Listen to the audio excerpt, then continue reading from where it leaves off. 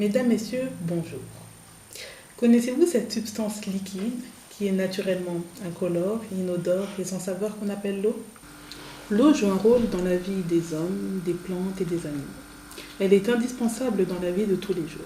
En effet, une consommation jusqu'à l'âge de 60 ans équivaut à environ 55 000 litres d'eau. Une telle quantité justifie l'exigence qu'elle soit saine et pure. Mais vous n'êtes pas sans savoir que l'eau véhicule de nombreuses maladies. À ce sujet, Louis Pasteur disait « Nous buvons 90% de nos maladies ». Sans aller en profondeur, vous allez voir dans cette vidéo le cycle, les différentes pollutions de l'eau ainsi que les différents traitements de l'eau.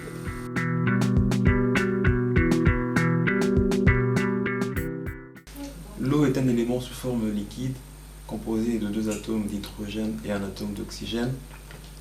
Elle est essentielle aux êtres vivants pour ses caractéristiques chimiques et ses caractéristiques mécaniques et ses propriétés chimiques.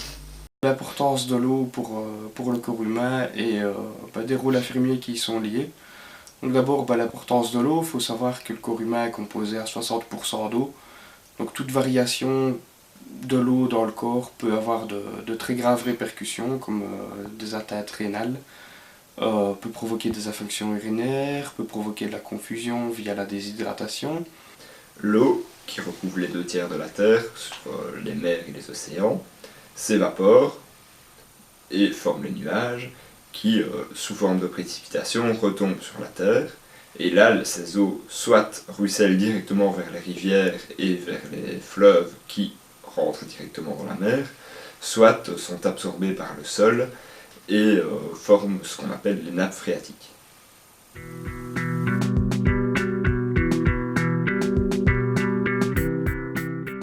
Ces eaux, qu'elles soient souterraines ou de surface, peuvent être polluées par différents types. Tout d'abord, la pollution principalement générée par l'homme, qui peut être de diverses natures, soit industrielle, des métaux lourds, des pesticides, soit tout simplement par la biologie de l'homme, tout ce qui est matière fécale qui se retrouve dans la rivière et qui apporte aussi une certaine pollution. Alors l'eau, elle peut aussi être polluée par ce qui est la température. Si l'eau, industriellement en général, devient trop chaude à un certain endroit, elle est polluée et ne permet pas forcément la survie des organismes qui y vivent habituellement. Donc il y a différents polluants qui vont risquer de contaminer l'eau, qui vont clairement contaminer l'eau en fait. Il y a tout ce qui est déchets chimiques des usines. Il y a tout ce qui est déchets chimiques des engrais, donc malheureusement on utilise tout le temps plus d'engrais chimiques qui vont contaminer l'eau. Il y a les eaux usées, de la vaisselle, de la machine à lessiver. Et il y a tout ce qui est polluant qui viennent des moteurs, de la consommation d'essence, d'huile. Et l'impact que cette eau contaminée va avoir sur le milieu hospitalier, en fait, c'est qu'on a déjà des germes résistants à l'hôpital. Et ces germes résistants, au contact de l'eau, vont devenir encore plus résistants et donc encore plus difficiles à éliminer. Et l'eau peut aussi être polluée bactériologiquement, donc par des bactéries ou d'autres organismes potentiellement nocifs. Donc les eaux contaminées, en fait, ce qui va se passer, c'est qu'une fois traitées un minimum, elles vont repartir dans les canalisations et arriver de ce fait dans les canalisations des eaux de l'hôpital. Les soignants vont se laver les mains avec cette eau qui est contaminée par différents germes nocifs et vont donc les transmettre aux patients, ce qui va provoquer donc des infections nosocomiales, des infections croisées, notamment avec différents germes comme la salmonellose, la légionellose ou le MRSA tout simplement.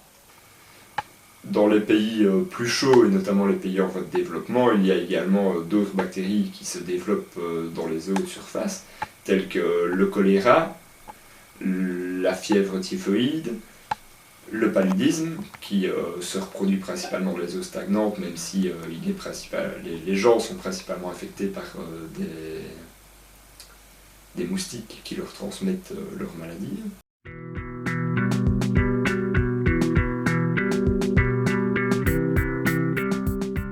Le traitement des eaux, suivant ce qu'on doit traiter, peut être physique, chimique ou biologique. Évidemment, suivant qu'on traite une eau pour qu'elle soit potable ou pour qu'elle soit suffisamment propre pour qu'on la jette dans la rivière, on ne va pas faire les mêmes traitements et on ne va pas utiliser des traitements aussi efficaces pour l'un que pour l'autre. Et puis évidemment, tout ce qui est procédés industriels qui génèrent évidemment des pollutions spéciales sont encore traités différemment que les eaux usées urbaines. Donc pour le traitement des eaux usées, c'est simple. Une fois qu'elles arrivent en station d'épuration, il y a un pré-traitement qui est fait. Donc ça consiste en un tamisage de l'eau pour retirer tout ce qui est branches, plastique et toutes les matières vraiment solides sont retenues ainsi. Ensuite, un procédé de dessablage, donc c'est une simple décantation pour faire retomber toutes les grosses particules.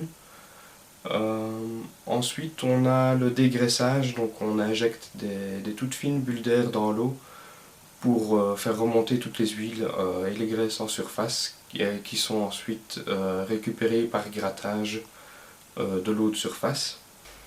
Il y a ensuite des procédés chimiques tels que la flocculation et la coagulation. Donc la coagulation, on va utiliser un coagulant tel que le sulfate ferreux, le chlorure ferrique ou le sulfate d'alumine. Donc on va les utiliser pour que les grosses molécules qui sont trop légères que pour sédimenter, donc être séparées mécaniquement, se rapprochent les unes des autres pour coaguler. Donc ces grosses molécules telles que les sucres ou les protéines vont se rapprocher les unes des autres par la coagulation et ensuite par l'ajout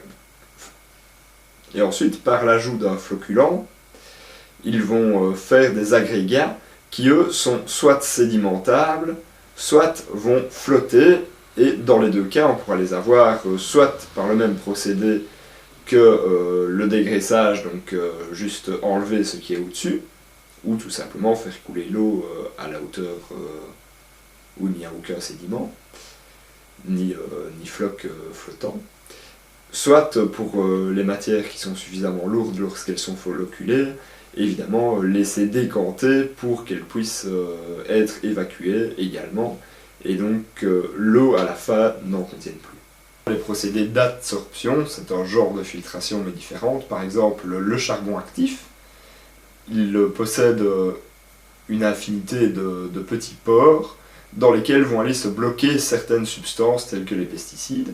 Donc on passe une eau avec des composés organiques tels que les pesticides, et cette eau passe au travers du charbon actif, et les petits pesticides vont rester, et les pesticides et certaines molécules vont rester bloqués dans les pores du charbon. Donc ça, c'est ce qu'on appelle l'adsorption. Alors enfin, pour évidemment ce qui est potabilisé, donc pour l'eau qu'on veut rendre potable, il faut la désaffecter. Bon, évidemment, on ne va pas le faire dans tout ce qui est eau résiduaire urbaine, donc toutes les eaux usées des villes et autres, où là, le but est juste que l'eau soit suffisamment propre pour qu'on la rejette dans la rivière. Évidemment, on a le cas de la station d'épuration de Paris, qui rejette de l'eau plus propre que l'eau de la Seine. Donc on a le cas de la station d'épuration de Paris, où les eaux qui sont rejetées dans la Seine sont plus propres que les eaux du fleuve elles-mêmes. Alors, comme désinfectant, on utilise par exemple ce qui est chlore, ou bien alors des méthodes physiques telles que chauffer l'eau, la faire bouillir, ou des ultraviolets. Dans la plupart des stations de potabilisation, comme à la Gilette, ce sont principalement des ultraviolets qui désinfectent l'eau, et puis on rajoute quand même un petit peu de chlore pour ne pas que les bactéries puissent se reproduire dans les canalisations. Et après ces parcours qui évidemment diffèrent de l'eau brute qu'on a au départ, deuxièmement de ce qu'on va faire avec cette eau. On ne la retraite pas donc de la même façon de l'eau potable que de l'eau qu'on rejette juste dans la rivière. Il y a diverses caractéristiques qu'on regarde, et notamment, évidemment, il y en a beaucoup plus dans ce qui est eau potable, telles que la couleur, les odeurs, le goût, les matières en suspension, donc qui doivent être correctes dans l'eau potable. A noter à ce niveau-là qu'entre de l'eau du robinet et de l'eau en bouteille, le nombre de facteurs qui doivent être analysés est différent. Par exemple, pour tout ce qui est eau en bouteille, il y a un maximum d'une dizaine de facteurs qui doivent être pris en compte. Et dans l'eau en bouteille, et dans l'eau du robinet, c'est plus d'une trentaine de facteurs, dont notamment la présence de pesticides et autres, qui eux ne sont pas analysés dans l'eau en bouteille. Donc je pense que l'eau du robinet en général, si on a des bonnes canalisations, est bien meilleure que l'eau en bouteille. Évidemment, si vous n'aimez pas ce qui est chlore, parce qu'effectivement on peut avoir l'odeur du chlore lorsque l'eau sort du robinet, on peut mettre l'eau dans une carafe et 1 ou 2 heures au frigo après. Et après 1 ou 2 heures au frigo, l'eau n'a plus cette odeur de chlore et est totalement saine. À travers les témoignages de François, Nadine, David et Joël, j'espère que vous avez compris ce qu'est l'eau ainsi que son importance. Ce travail a été réalisé par Jimmy Orion, François Lahaye, Alex Vanov, Lisa Jansana, Eddie Kiosé Amin. Ce travail a été supervisé par Madame Aubrecht, professeure d'hygiène.